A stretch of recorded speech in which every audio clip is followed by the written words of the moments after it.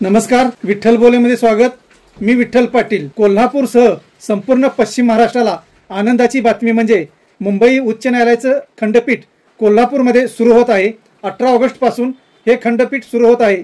याबाबतची अधिसूचना मुंबई उच्च न्यायालयाच्या मुख्य न्यायमूर्तींनी आजच काढली आहे। कोल्हापूरला खंडपीठ व्हावं म्हणून गेल्या 35 ते 40 वर्षापासून वकिलांनी पक्षकारांचा लढा सुरू होता। उच्च न्यायालयात दाद मागत असताना पश्चिम महाराष्ट्रातील पक्षकारांना मुंबईपर्यंत जावं लागत असे। कोल्हापूर, सांगली, सातारा, सोलापूर, रत्नागिरी आणि सिंधुदुर्ग या जिल्ह्यांसाठी हे खंडपीठ व्हावे अशी वकिलांनी पक्षकारांची मागणी होती। यासाठी या सर्व जिल्ह्यातील पक्षकार आणि वकिलांनी गेल्या अनेक वर्षांपासून आंदोलन छेडलं होतं। गेल्या 10 वर्षात मात्र या आंदोलनाला अधिक धार आली होती। सर्व जिल्ह्यातील वकील आणि बार असोसिएशनने न्यायालयीन कामकाजावर बहिष्कार टाकला होता।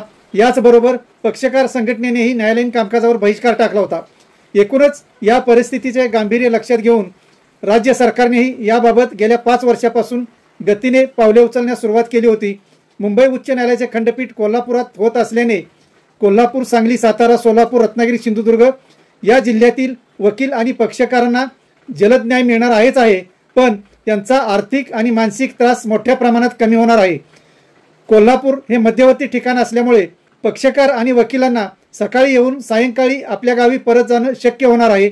म्हणूनच या मागणीसाठी या सर्व जिल्ह्यातील पक्षकार आणि वकिलांनी मोठ्या प्रमाणात आंदोलन छेडलं होतं। उच्च न्यायालयात प्रलंबित असणाऱ्या खटल्यांची संख्या मोठ्या प्रमाणात आहे।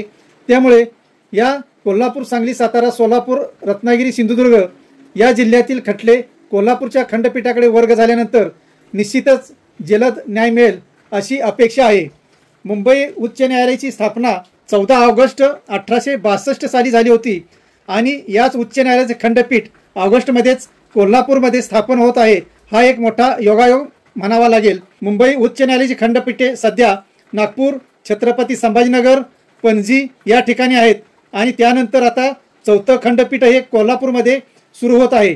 त्यामुळे कोल्हापूरच्या दृष्टीने ही एक अभिमानाची गोष्ट मानली जात आहे। धन्यवाद। असेच नवनवीन विषय ऐकण्यासाठी लाईक, सबस्क्राईब आणि बेल आयकॉनवरती क्लिक करा।